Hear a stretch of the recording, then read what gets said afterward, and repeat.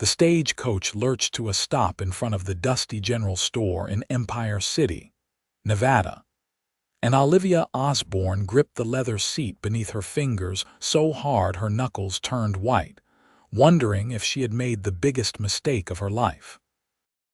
The June heat of 1877 pressed against her skin like a heavy wool blanket, and through the small window she could see a tall man standing near the hitching post, his hat shading his face, but not hiding the tension in his broad shoulders. This was Quincy Graham, the man she had agreed to marry through letters she could not read herself. Her stomach twisted with guilt and fear as she remembered the carefully guarded secret she had kept through months of correspondence. Back in Boston, her boarding house keeper had read Quincy's letters aloud to her and had written down Olivia's responses word for word. Mrs. Henderson had been kind enough not to judge, but now Olivia was 3,000 miles from that kindness, about to face a stranger who believed she was educated when she could barely recognize her own name on paper. The driver opened the door and offered his hand. Olivia took a deep breath, smoothed down her green traveling dress, and stepped into the Nevada sun. The brightness made her squint, and for a moment she could not see anything except silhouettes and dancing spots of light. Then a shadow fell across her face as someone stepped close. Miss Osborne. The voice was deep and gentle, not what she had expected from a cattle rancher. I am Quincy Graham. Olivia looked up and found herself staring into eyes the color of amber honey, set in a sun-weathered face that was handsome in a rugged, honest way. He was perhaps 28 or 29, with dark brown hair that curled slightly at his collar and a strong jaw that suggested determination. He was not smiling, but there was no hostility in his expression either. Just caution, and perhaps a touch of nervousness that matched her own. Yes, she managed, her voice barely above a whisper. It is good to finally meet you, Mr. Graham. Quincy, please. He removed his hat, revealing more of his face. We are to be married tomorrow. I think we can use first names. Tomorrow. The word hit her like a physical blow. She had known it would be soon, but the reality of it made her knees feel weak. Quincy must have noticed because he quickly offered his arm. You must be tired from the journey. Let me show you to Mrs. Patterson's boarding house. She has prepared a room for you until the wedding. He paused, then added with what might have been the ghost of a smile. It is the nicest boarding house in Empire City. The only one, actually, but Martha Patterson keeps it clean and respectable. Olivia placed her hand on his arm, feeling the solid muscle beneath his shirt sleeve. He was strong from physical labor. That much was obvious. The driver was already unloading her trunk, and Quincy gestured to a younger man standing nearby. Tommy, help with the ladies' luggage, please. Tommy could not have been more than 16, with a shock of red hair and an eager expression. Yes, sir, Mr. Graham.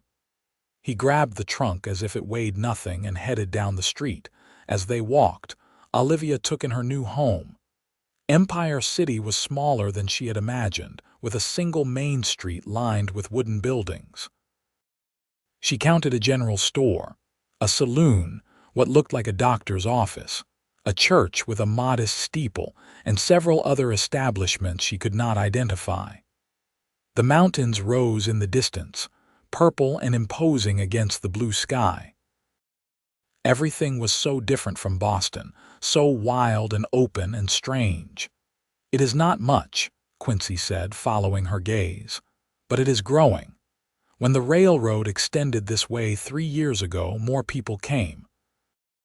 There is talk of expanding the mining operations in the hills, which would bring even more families.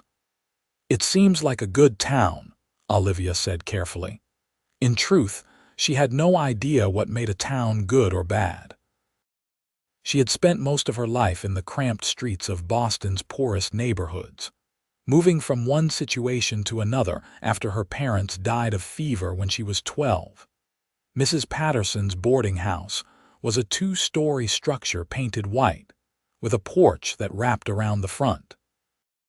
A plump woman in her 50s emerged as they approached, wiping her hands on her apron.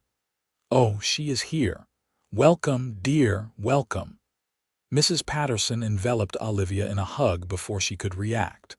"You must be exhausted. I have fresh water for washing and supper will be ready in an hour." "Quincy, you will join us, will you not?" "If it is not an imposition," Quincy said. "Nonsense. You need to get to know each other before tomorrow." Mrs. Patterson ushered them inside, chattering about the wedding preparations. Reverend Morris is all prepared, and several of the ladies have volunteered to bring dishes for a small celebration after the ceremony. Nothing fancy, you understand, but we like to welcome new people properly. The room Mrs. Patterson showed Olivia to was small but clean, with a window overlooking the street and a bed covered in a handmade quilt. Tommy had already deposited her trunk at the foot of the bed. Olivia ran her hand over the quilt, feeling tears prick her eyes. It was more than she had expected, more kindness than she felt she deserved, considering the lie she had been living. After washing her face and hands and changing into a simpler cotton dress, Olivia made her way downstairs. The smell of roasting chicken made her stomach rumble, reminding her that she had eaten very little during the journey. Nerves had stolen her appetite for days. Quincy was sitting at the dining table, his hat resting on the chair beside him. He stood when she entered, and that small gesture of courtesy made her throat tight. He was trying so hard to be a gentleman, to make her feel welcome. How would he react when he learned the truth? Dinner was an awkward affair despite Mrs. Patterson's best efforts at conversation. Olivia answered questions about her journey and about Boston, careful to keep her responses vague. She had lived there, yes, but in rooms so small and dark she had rarely wanted to be in them. She had worked as a laundress, scrubbing other people's fine clothes until her hands bled, saving every penny she could. Quincy talked about his ranch, which was about 5 miles outside of town. He ran cattle, he explained, and had built his house himself 3 years ago. It was not large, but it was sturdy and it had a good well. "I know it is not what you are accustomed to," he said, looking at her with those honest eyes. "Your letters mentioned your father was a merchant, that you had a comfortable upbringing." Olivia's stomach dropped. What had Mrs. Henderson written? She had told the boarding house keeper the truth about her past, but perhaps Mrs. Henderson had embellished to make Olivia seem like a better prospect. Oh God, what else had been said in those letters? "I hope I did not misrepresent myself," Quincy continued, misreading her expression. "I have money saved and the ranch does well enough. You will not want for necessities. But it is a working ranch and life out here is different from city life." "I am not afraid of hard work," Olivia said quickly, grateful that at least this truth she could speak plainly. "I have always worked for my living." Something shifted in Quincy's expression, a warmth entering his eyes. "That is good to hear. I need a partner, not a delicate flower." He paused. "Though I will do my best to make sure you are comfortable and happy. That is my duty as a husband." Duty. The word stung a little, though Olivia knew she had no right to expect more. This was a practical arrangement, not a love match. Quincy needed a wife to help run his household, perhaps to give him children eventually. She needed security and a home. Love was a luxury neither of them had promised. After dinner, Quincy stood to leave. "I will come for you at 10 o'clock tomorrow morning. The ceremony is at 11. He hesitated, then reached into his pocket and pulled out a small box. "I thought you might like this." Olivia opened the box to find a simple gold band. It was not elaborate, but it was lovely in its plainness, the metal catching the lamplight. "It was my mother's," Quincy said quietly. "She passed 5 years ago. My father followed her a year later, I think she would have wanted you to have it." Olivia could not speak past the lump in her throat. She nodded, and Quincy seemed to take that as acceptance. He put his hat on, bid good night to Mrs. Patterson, and left. That night, Olivia lay in the unfamiliar bed and stared at the ceiling. She could not let this continue. She had to tell Quincy the truth before they married. It was only fair. He deserved to know what kind of woman he was really getting. One who could not read a simple sentence or write her own name without laboriously copying letters she barely understood. But fear kept her silent. If she confessed now, he might send her back to Boston. She had used every cent she had saved to make this journey. There was nothing waiting for her back east except more laundry tubs and cramped rooms and endless, grinding poverty. Here, at least, she had a chance at something better. The morning came too quickly. Mrs. Patterson helped her dress in her best gown, a deep blue dress that had been her mother's and was now altered to fit her. Someone knocked on the door, and one of the boarding house residents came in with a bouquet of wildflowers. "From the ladies in town," the woman said with a smile. "For the bride." The simple kindness of it nearly undid Olivia. These people did not even know her, yet they were trying to make her feel welcome. The guilt sat like a stone in her stomach as Mrs. Patterson walked her over to the church. The church was small inside, with wooden pews that could seat perhaps 50 people. About 20 townspeople had gathered, including Quincy, who stood at the front beside Reverend Morris. Quincy wore a clean white shirt and a dark jacket, his hair neatly combed. He looked nervous, which somehow made Olivia feel slightly better. She walked down the short aisle feeling as if she were in a dream. This could not be real. She could not actually be getting married to a man she had met yesterday, a man who knew nothing true about her. But then she was standing beside Quincy, and he was looking down at her with an expression she could not quite read, and Reverend Morris was beginning the ceremony. The words washed over her. She responded when prompted, her voice sounding strange to her own ears. Quincy's voice was steady as he repeated his vows. Then it was time for the ring, and he slipped his mother's band onto her finger. It fit perfectly. "You may kiss your bride," Reverend Morris said. Quincy leaned down slowly, giving her time to pull away if she wanted. Olivia closed her eyes and felt his lips brush hers, gentle and brief. When she opened her eyes again, she was a married woman. Olivia Graham. It sounded foreign, like a name belonging to someone else. The townspeople clapped and offered congratulations. There was cake and coffee in the church hall, and people introduced themselves with names Olivia knew she would not remember. She smiled and thanked them and tried to ignore the growing dread in her chest. Then they were leaving, and Quincy was helping her into a wagon loaded with her trunk. He climbed up beside her and took the reins, guiding the horses out of town and onto a dirt road that cut through the desert landscape. "The ranch is about an hour away," Quincy said. "I hope the ride is not too uncomfortable." "It is fine," Olivia said. The bench was hard, but she had endured worse. They rode in silence for a while, the only sounds the creaking of the wagon and the steady clip-clop of the horses' hooves. The land stretched out around them, vast and empty except for scrub brush and the occasional Joshua tree. Mountains ringed the horizon in every direction. "It is beautiful," Olivia said, surprising herself. She had not expected to find beauty in such a harsh landscape, but there was something compelling about it, something honest. "I think so," Quincy agreed. "It takes some getting used to, though. The winters can be brutal and the summers are hot as blazes, but I have always felt free out here." Free. Olivia turned the word over in her mind. She had never felt free, not once in her entire life.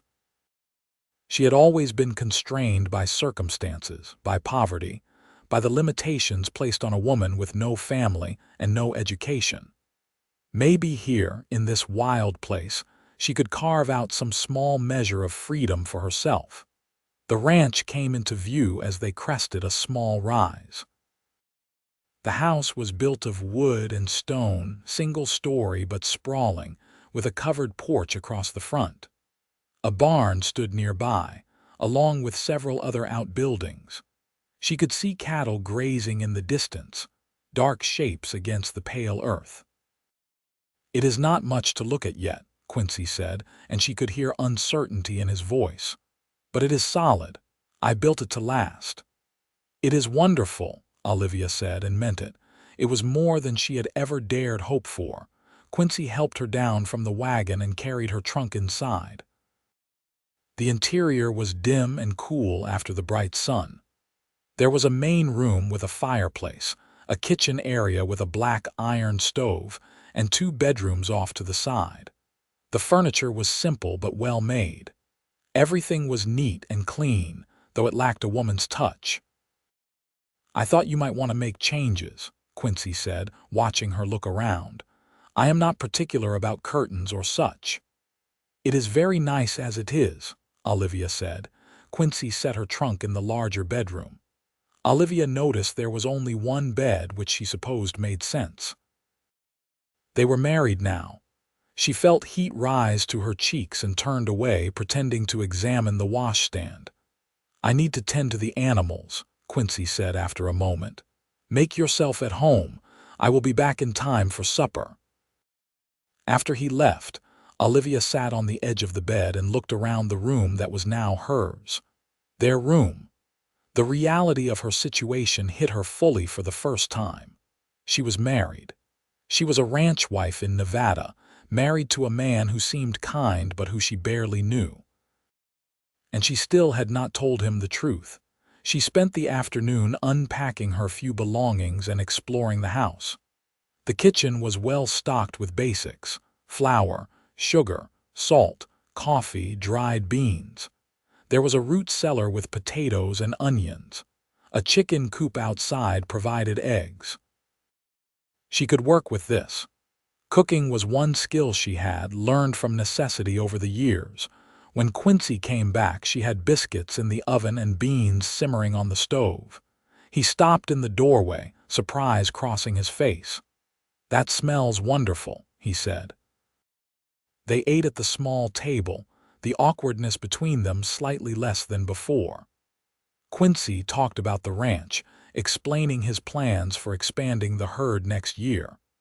Olivia listened and asked questions, trying to understand her new life. After dinner, as they washed the dishes together, Quincy said, "I thought you might be tired tonight. I can sleep in the spare room if you would like."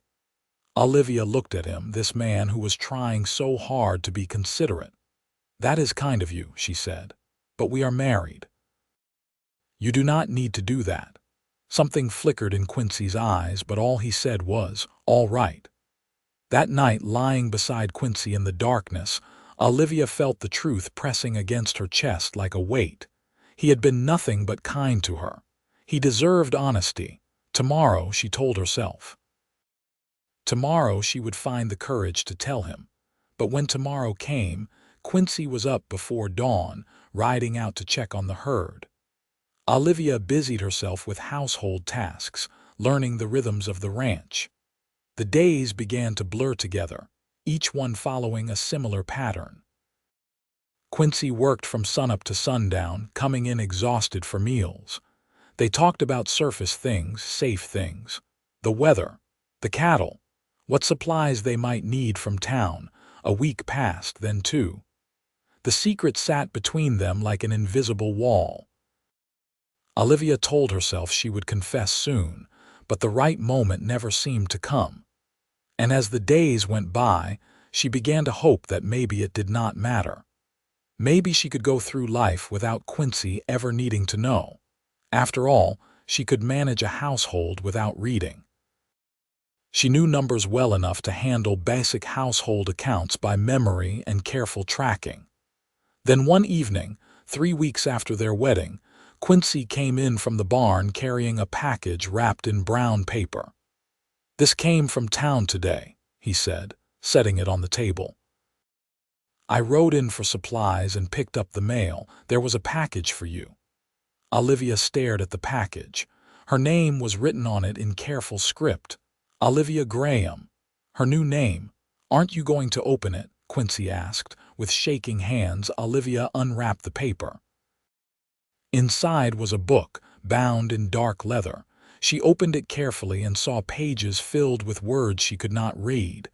There was a letter tucked inside, and Quincy pulled it out. "Who is it from?" he asked, then stopped. "I am sorry, that is private. Here." He held out the letter to her. Olivia took it, staring at the incomprehensible markings on the page. Her heart was pounding so hard she thought Quincy must be able to hear it. "It is from Mrs. Henderson," she whispered. She recognized the name at the top, could make out those familiar letters. "She was my boarding house keeper in Boston."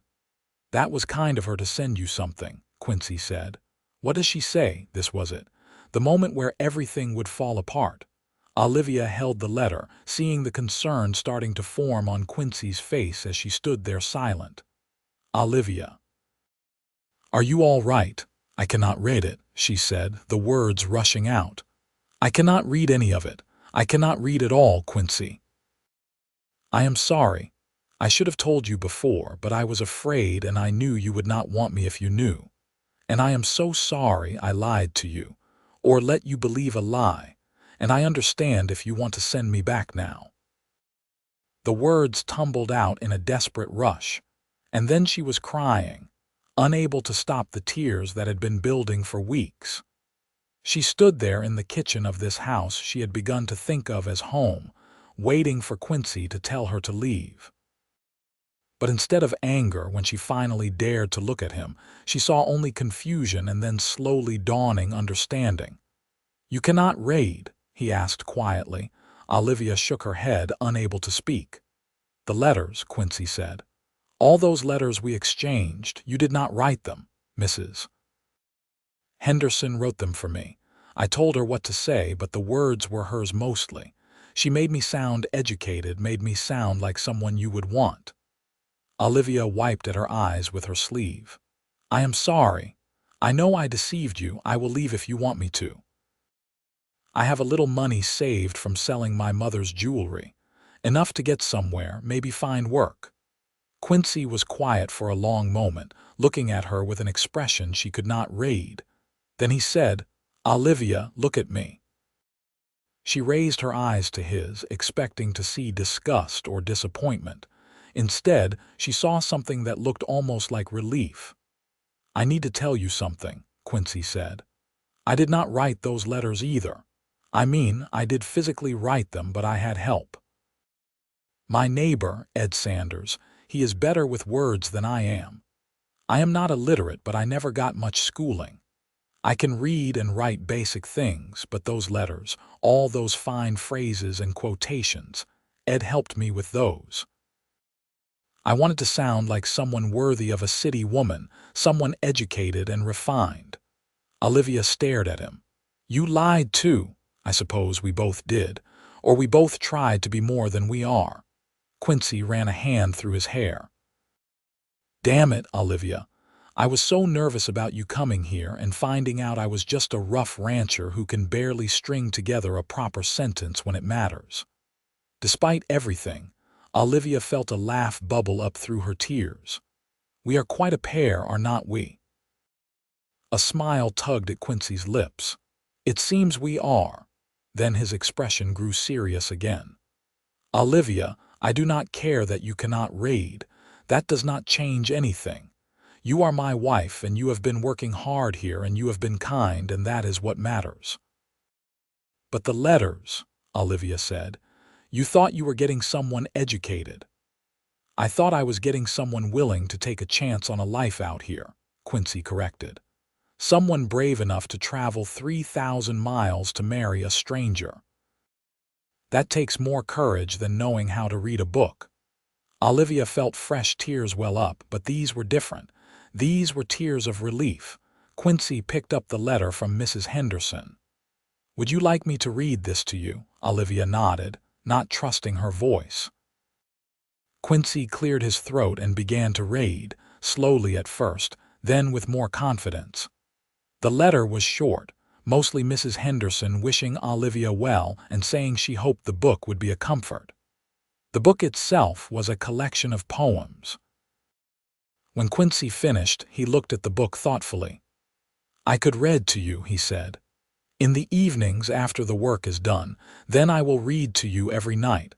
Would you like that?" "You would do that?" Olivia asked. "Of course.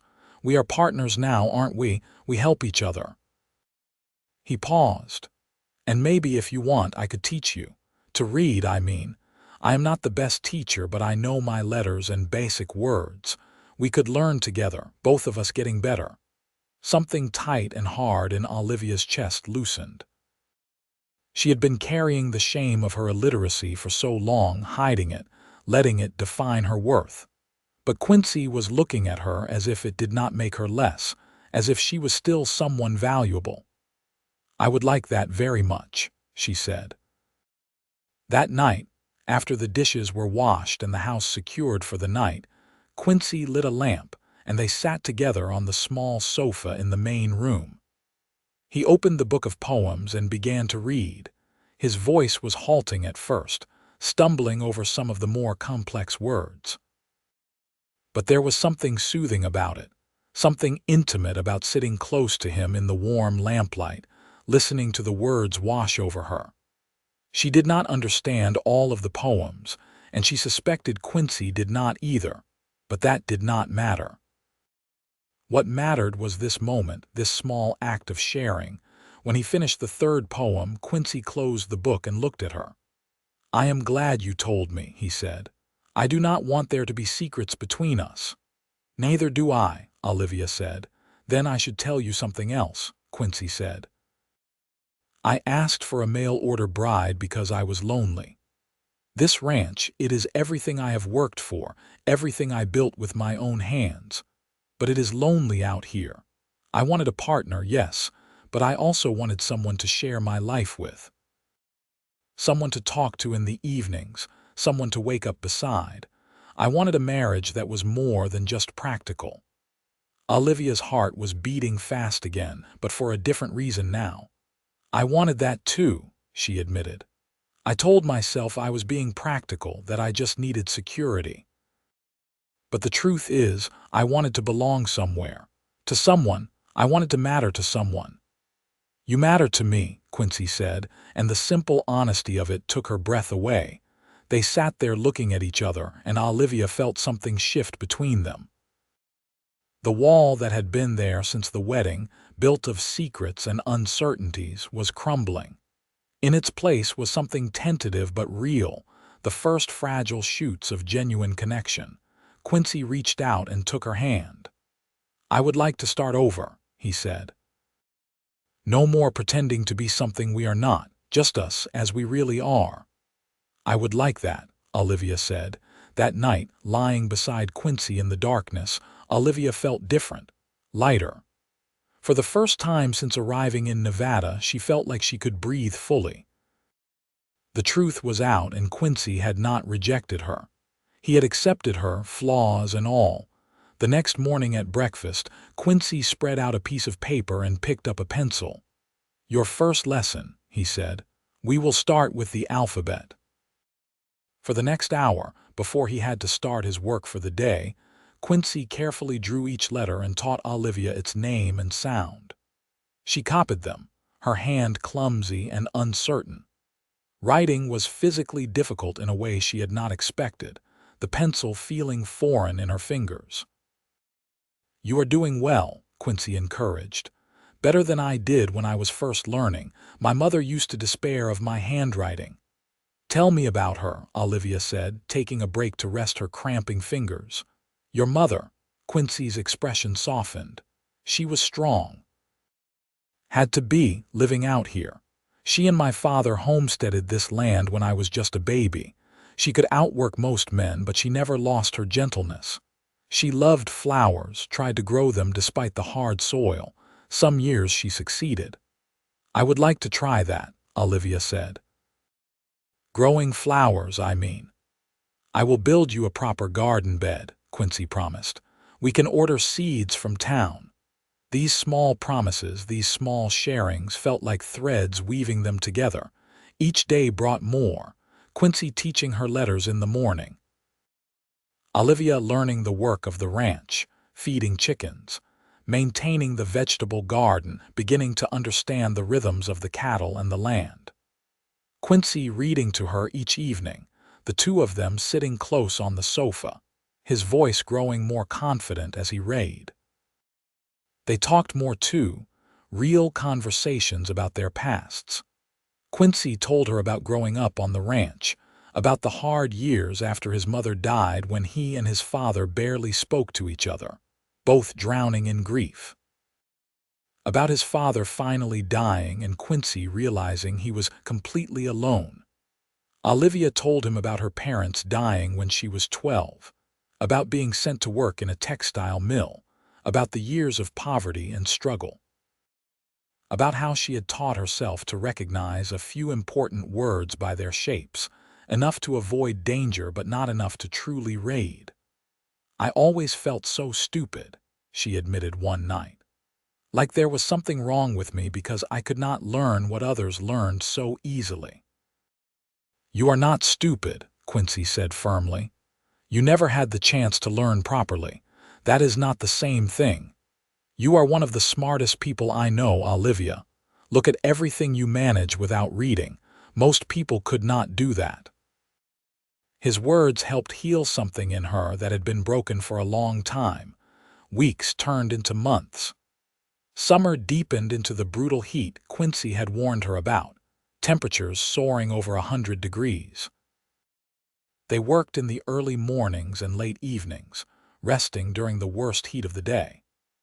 Olivia practiced her letters in the cool of the house while Quincy dozed in a chair nearby, exhausted from the physical labor of maintaining the ranch.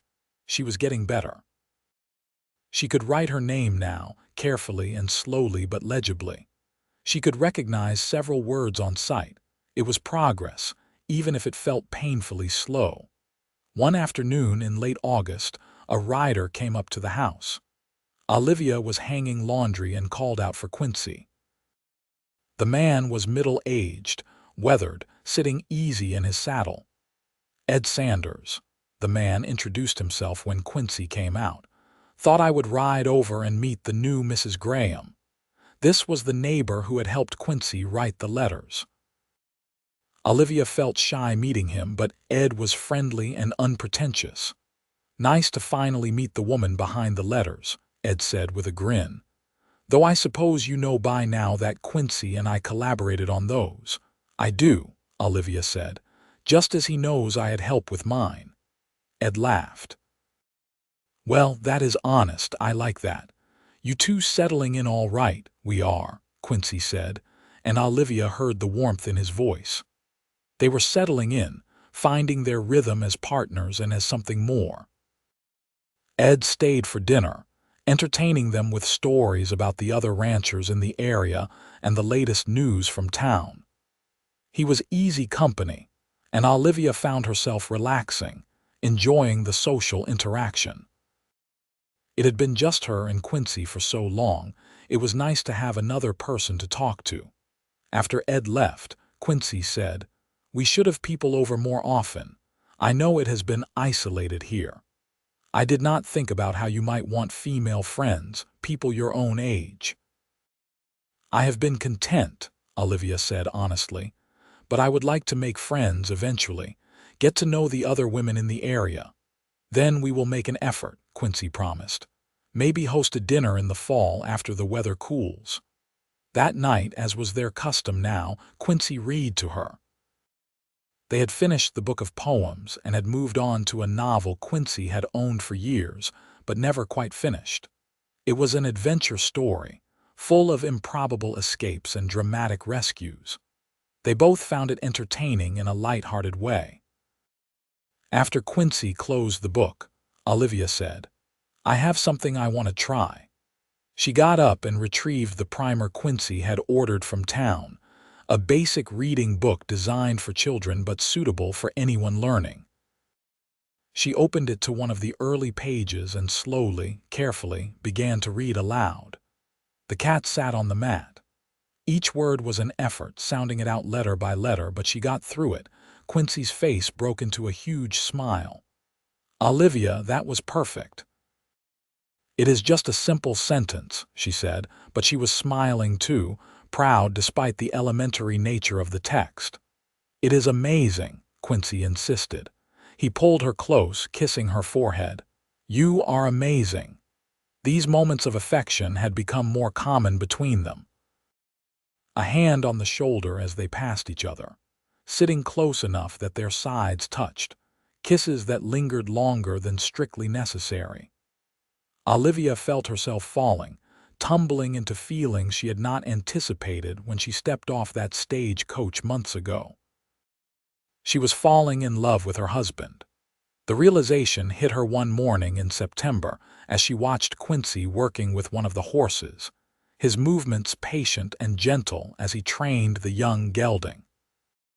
The sun lit his profile, highlighting the strength in his features, and her heart squeezed with an emotion so powerful it made her breath catch. She loved him. She loved his kindness, his patience, the way he never made her feel less for her inability to read. She loved his work ethic, the way he cared for his animals, the way he read to her each night even when he was exhausted. She loved the sound of his laugh, rare but genuine when it came. She loved the life they were building together. But did he love her? He cared for her, certainly. He was affectionate, but love was different, and Olivia did not know if Quincy felt what she felt. That evening, as they sat together after dinner, Olivia gathered her courage. "Quincy, can I ask you something?" "Of course." "Are you happy?" She kept her eyes on her hands, folded in her lap. "With this marriage, I mean. With me?" Quincy was quiet for a moment, then he reached over and lifted her chin so she was looking at him. "Olivia, I am happier than I have been in years, possibly happier than I have ever been. This house was so empty before you came. Now it is a home. Truly."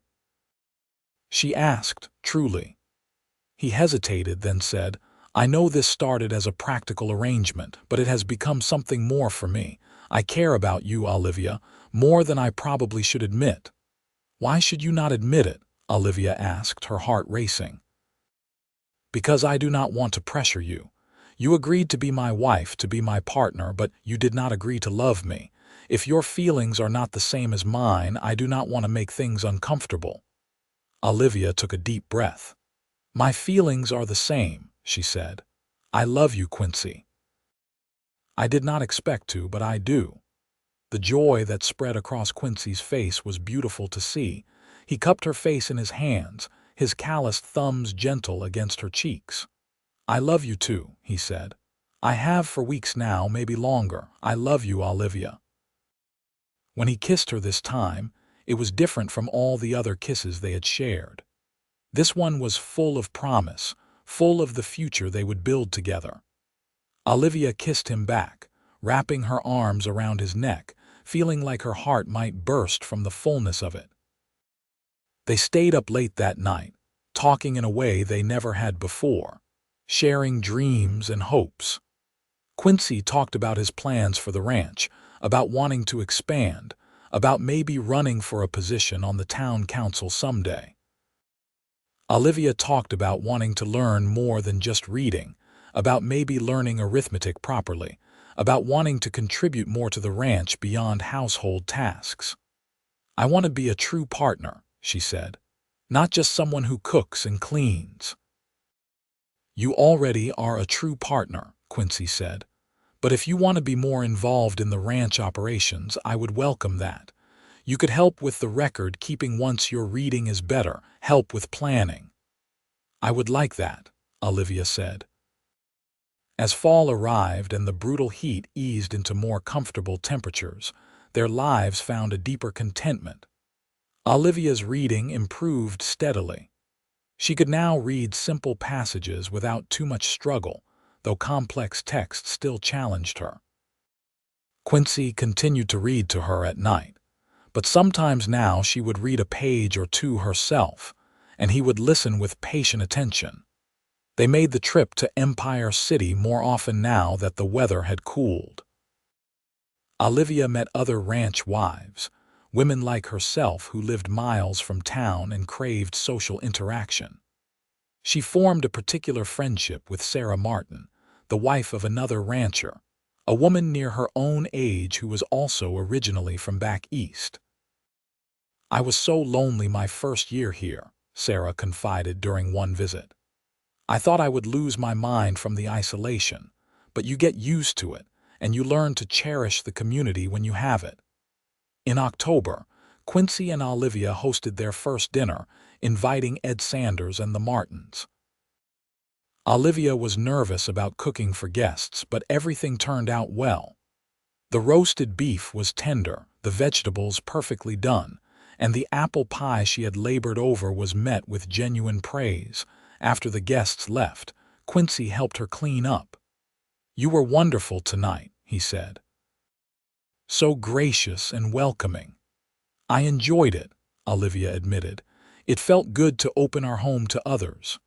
As they worked side by side, Olivia reflected on how far they had come. 6 months ago, she had been a terrified woman stepping off a stagecoach, harboring a secret she was sure would ruin everything.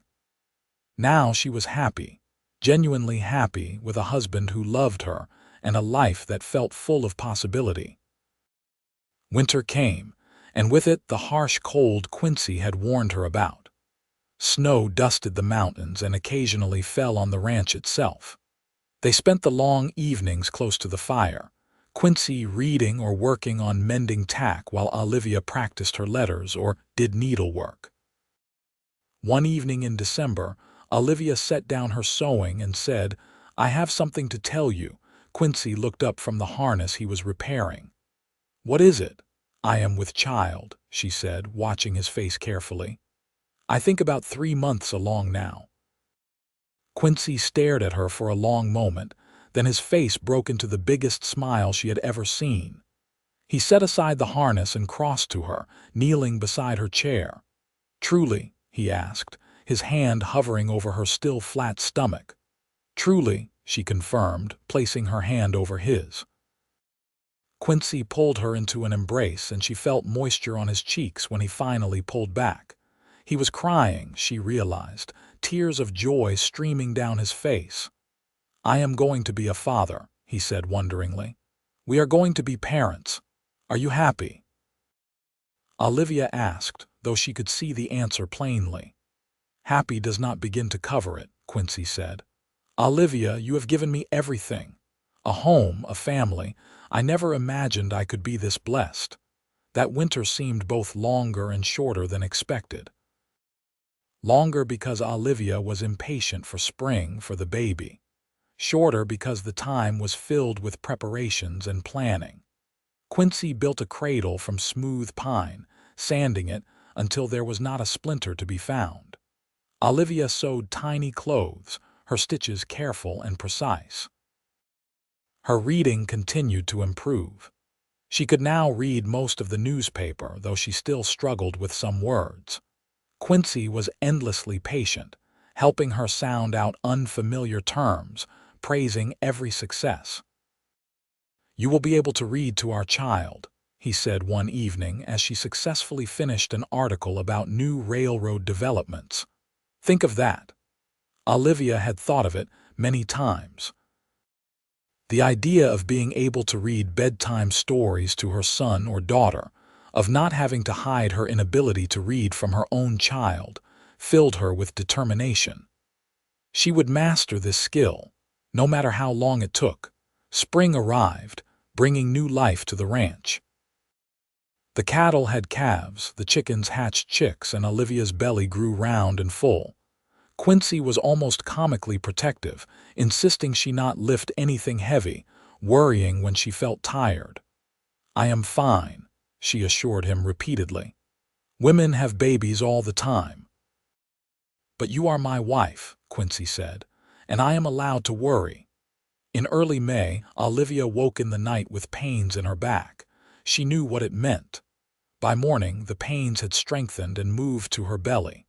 Quincy rode into town to fetch the doctor and Mrs. Patterson, who had experience with birthing. The labor was long and difficult, lasting through the day and into the night.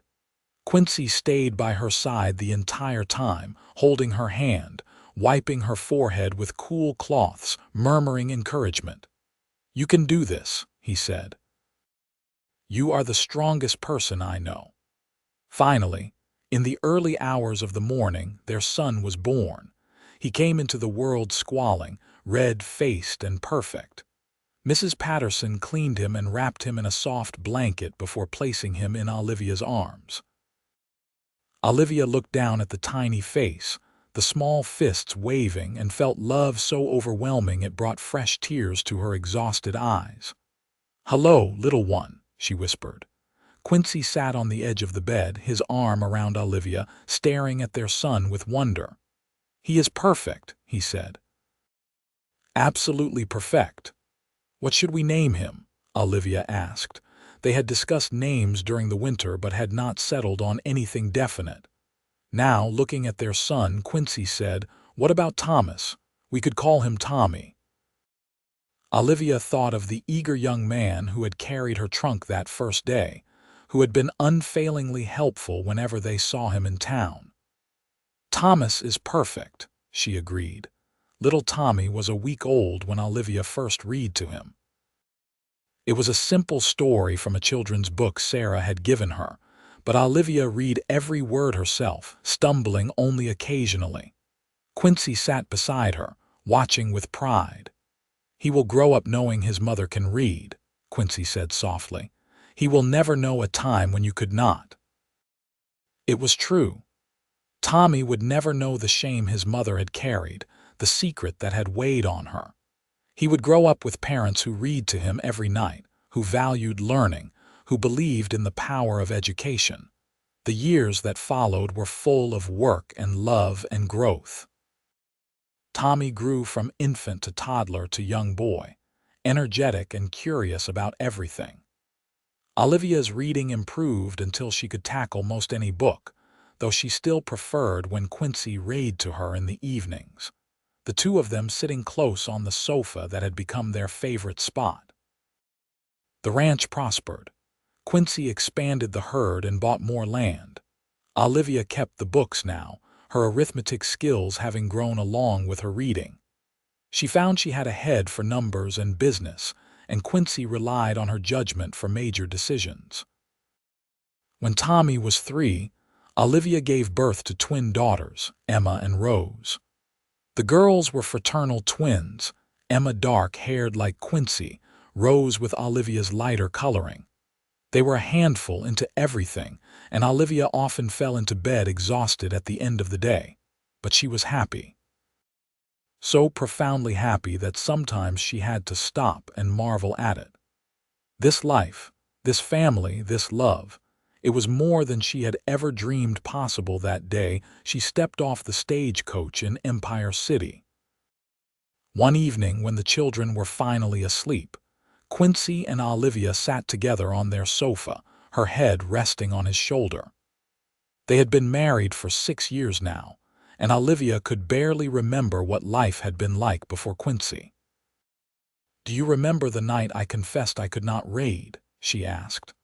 "I do," Quincy said. "I remember being so relieved because I had been terrified you would discover I was not the educated man from the letters. We were both so scared," Olivia said. "Scared of being exposed, of not being good enough. And look at us now," Quincy said, gesturing around their home. It was much improved from those early days, with curtains Olivia had sewn, rugs on the floor, children's toys scattered about despite their best efforts to keep things tidy. "We built this together, not the people we pretended to be in those letters, but who we really are." "I would not change a thing," Olivia said. "Neither would I," Quincy agreed. He picked up the book they were currently reading, a new novel that had arrived from a bookstore in San Francisco. "Shall I read to you?" "Yes, please," Olivia said, settling more comfortably against him. Quincy opened the book and began to read, his voice the same steady, gentle sound it had been that first night he had promised to read to her. The lamplight cast a warm glow over them, and outside the window, the Nevada stars shone bright in the clear night sky. Years continued to pass. Tommy grew into a responsible young man, taking on more duties around the ranch. The twins were bright and mischievous, keeping both parents on their toes. When the girls were 5, Olivia gave birth to another son, whom they named James. The community around Empire City grew as well. The town expanded, new families arriving as mining operations increased. A proper school was built, and all the Graham children attended, though Olivia and Quincy continued their tradition of reading together every night at home. Olivia had long since become a fluent reader, capable of handling complex texts with ease. But she never forgot the struggle of those early days, the shame she had felt, and the gift Quincy had given her by accepting her as she was and helping her learn. She made it a point to volunteer at the school, working with children who struggled with reading just as she once had. She had a natural empathy for their frustration, a patience born of her own experience. More than one child learned to read under her gentle guidance, and the gratitude of their parents was immense. "You are making such a difference," Quincy told her one evening after she had spent the afternoon working with a young girl who had been convinced she was too stupid to learn. "Those children are lucky to have you." "I am just doing what you did for me," Olivia said, offering patience and belief that they can succeed. When Tommy turned 18, he announced he wanted to study to become a veterinarian. "I love working with animals," he said, "and I have been reading about new techniques for treating livestock diseases. I think I could do a lot of good." Quincy and Olivia were immensely proud. They had saved money over the years, and they were able to help Tommy afford the education he needed. Watching their son ride off to attend school in Sacramento was bittersweet, but they knew it was right. The twins developed their own interests. Emma loved mathematics and showed an aptitude for engineering that was remarkable. Rose was artistic, constantly drawing and painting, capturing the beauty of their desert home in ways that took Olivia's breath away. James was still young, but he showed signs of having his father's patience and his mother's determination. Olivia had no doubt he would find his own path in time. On their 20th wedding anniversary, Quincy took Olivia into town for a celebration dinner at the hotel restaurant, which had become quite fine over the years. As they sat across from each other, Olivia looked at the man she had married and marveled at how love could grow and deepen over time. They were both older now. Quincy's hair had silver at the temples, and lines creased the corners of his eyes from years of squinting into the sun. Olivia had her own lines, marks of smiles and worries and all the emotions of raising a family. But when Quincy looked at her, his eyes held the same warmth they had that night he promised to read to her, the night her secret had come out and he had not rejected her, but had instead offered partnership and understanding. 20 years, Quincy said, raising his glass. To 20 more and 20 more after that. To us, Olivia agreed, clinking her glass against his. They talked through dinner about their children, about the ranch, about the changes in Empire City and Nevada over the past 2 decades. The desert that had once seemed so harsh and forbidding now felt like home to Olivia. She could not imagine living anywhere else. After dinner, they walked slowly back to where they had left their wagon. The street was lit now with gas lamps, a modern convenience that had arrived just 2 years prior. Everything was changing, progress marching forward steadily. "You ever regret it?" Quincy asked as they walked. "Coming out here marrying a stranger?" "Never," Olivia said firmly. "Best decision I ever made." Even though I made you live in the middle of nowhere, work yourself to the bone, endure harsh winters and brutal summers. Even though all that, Olivia confirmed. Because I got you, I got our family, I got a life I am proud of. Quincy pulled her close, kissing her there on the main street of Empire City, not caring who might see. I am the lucky one, he said. The day you stepped off that stagecoach, terrified but brave, was the luckiest day of my life. They drove home under the stars, the horses knowing the way even in the dark. When they arrived, they found the children had all gone to bed. James, now 12, had taken charge of getting his younger siblings settled, proving his growing maturity. Quincy lit a lamp in the main room, and Olivia smiled when he picked up the book from its place on the side table. Even after all these years, even though she could read perfectly well herself now, their nighttime reading ritual had never ceased. It was their time together, a continuation of the promise Quincy had made 2 decades ago. Where were we? Quincy asked, settling onto the sofa and opening the book. Chapter 15, Olivia said, sitting beside him and resting her head on his shoulder. Right where it was getting exciting. Quincy found the page and began to read. His voice had not changed much over the years, perhaps a bit deeper, but still with that same gentle quality that had first soothed her fears and later became the soundtrack of her happiest moments. As he read, Olivia thought about the journey that had brought her here. From Boston to Nevada, from a young woman convinced she was worthless because she could not read to a confident woman who ran a household and a ranch, who raised children and helped her community. The transformation was remarkable, but it had not happened overnight. It had taken years of patience, practice, and the unwavering support of a man who had promised to read to her every night, and he had kept that promise. Through busy times and slow times, through the exhaustion of new babies and the chaos of raising children, through illness and health, Quincy had read to her every night that they were together. It had become more than just a way to help her learn or to share stories. It had become their language of love, their daily affirmation of partnership. When Quincy finished the chapter, he closed the book but did not move to get up.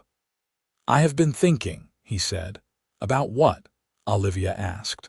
About scaling back my involvement in the ranch. Tommy will be back from school in 2 years, and he can take over more of the operations. James is old enough to help with the daily work. I am not as young as I used to be, and I would like to have time for other things. What other things? Olivia asked, though she thought she knew. Travel, maybe. You have never been further west than Empire City. I would like to show you San Francisco, maybe even take a ship up to Seattle.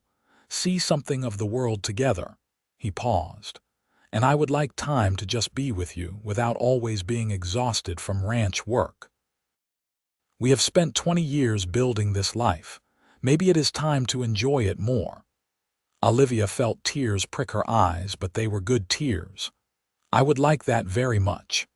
They sat there in the lamplight, holding hands, making plans for a future that seemed full of possibility.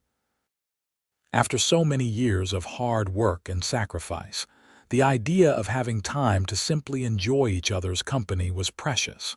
The conversation drifted, touching on small things and large things. They talked until the lamp began to flicker, running low on oil. Finally, they banked the fire and retired to their bedroom, falling asleep wrapped in each other's arms as they had for 20 years. Time moved on, as it always does. Tommy returned from school with his veterinary credentials and began to take over more of the ranch management. He was good at it, combining his father's work ethic with his own innovative ideas. The ranch continued to thrive under his guidance. Emma surprised everyone by announcing she wanted to attend university to study engineering. It was rare for a woman to pursue such a field, but Emma was determined, and Quincy and Olivia supported her fully. If their daughter wanted to be an engineer, then she would be an engineer.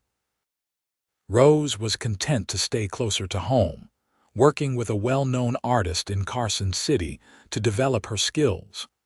Her paintings began to sell, bringing an income of her own and recognition for her talent. James, as expected, became his father's right hand on the ranch, learning everything Quincy could teach him about cattle, horses, and land management. He had a natural affinity for the work, and Quincy often said James was even better at it than he had been at that age. True to his word, Quincy began to step back from the daily grind of ranch work. He and Olivia took their first real vacation, traveling to San Francisco, where the bustling city amazed Olivia. They walked along the waterfront, visited museums and galleries, and spent a week simply enjoying each other's company without the pressing demands of the ranch. "This is wonderful," Olivia said as they stood watching the sun set over the Pacific Ocean. "But I will be happy to get home too." "As will I," Quincy agreed. "There is no place like home." As they aged, their lives settled into a comfortable rhythm. Grandchildren began to arrive as their children married and started families of their own. The ranch house that had once held just Quincy and Olivia now regularly filled with children and grandchildren visiting, bringing noise and laughter and life. On their 30th wedding anniversary, the entire family gathered for a celebration. Tommy and his wife brought their 3 children. Emma traveled from Sacramento with her husband and 2 daughters. Rose came from Carson City with her family. James and his pregnant wife lived in the house they had built on ranch land just a mile away. The house was bursting with people, 3 generations gathered together. After dinner, as the younger grandchildren played and the adults talked, Tommy called for attention.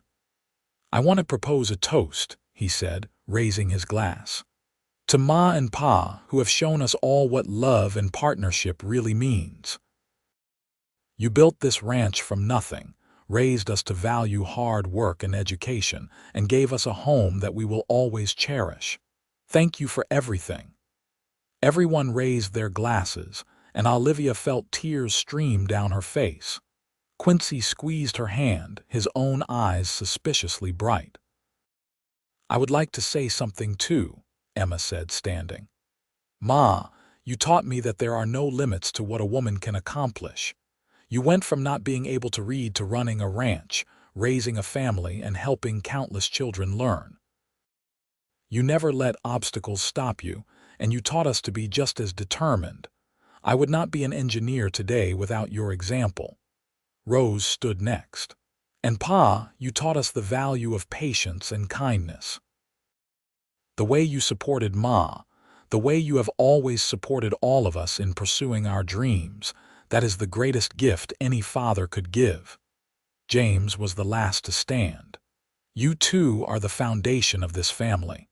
Everything we have, everything we are, comes from what you built together. This ranch, this family, all of it exists because 2 brave people took a chance on each other 30 years ago." Quincy could not speak past the lump in his throat, so he simply raised his glass higher. Olivia managed to say, "We love you all so much. You have been the greatest joy of our lives." The celebration continued late into the night, children falling asleep on laps and blankets spread on the floor. Eventually, families began to retire to various rooms or head home. Quincy and Olivia finally found themselves alone again in their room, the house quiet except for the gentle sounds of sleeping grandchildren in nearby rooms. "Quite a day," Quincy said, sitting heavily on the bed. "Quite a life," Olivia corrected, sitting beside him. "I still cannot believe this is real sometimes, that I get to have all this. We built it together," Quincy reminded her. "Every bit of it." Olivia thought back to that terrified young woman who had stepped off the stagecoach 30 years ago.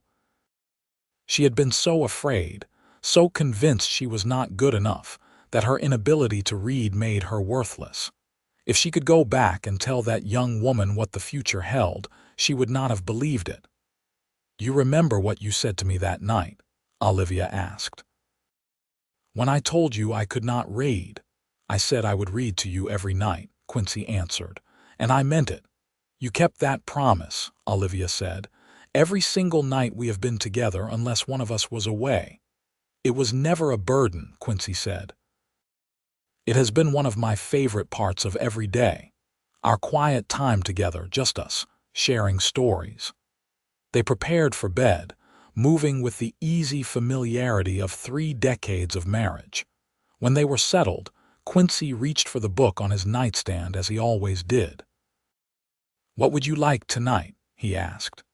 "Continue with the novel or start something new, dealer's choice," Olivia said, smiling at him. Quincy opened the book and began to read. His voice was older now, sometimes cracking a bit, but it was still the voice Olivia loved most in the world. She closed her eyes and listened, feeling peaceful and content. They had built an incredible life together. Not the life either of them had imagined when they wrote those embellished letters to each other, but something better, something real and true and full of love. The ranch would continue after they were gone, passed down through their children and their children's children. The family they had created would grow and spread, carrying forward the values they had instilled. Love, determination, the courage to be honest about your weaknesses and to support each other in overcoming them. But for now, in this moment, there was just the two of them. Quincy reading, his voice steady and sure. Olivia listening, her hand in his. The lamplight casting its warm glow over them just as it had for 30 years. This was their legacy. Not just the ranch or the children or the successful life they had built, but this quiet moment of love, repeated night after night, year after year, a promise kept faithfully through all the seasons of their lives. Quincy finished the chapter and marked their place. He set the book aside and turned off the lamp. In the darkness, he pulled Olivia close and she nestled against his chest, listening to the steady beat of his heart. "I love you," she whispered. "I love you too," he answered. "Always and forever." They fell asleep that way, wrapped in each other's arms, dreaming of all the tomorrows still ahead, all the stories yet to be shared, all the love yet to be given and received. Two people who had started as strangers, brought together by carefully crafted lies and genuine desperation, had built something beautiful and true that would last beyond their own lives. Outside, the Nevada stars shone bright over the ranch, the desert night peaceful and still.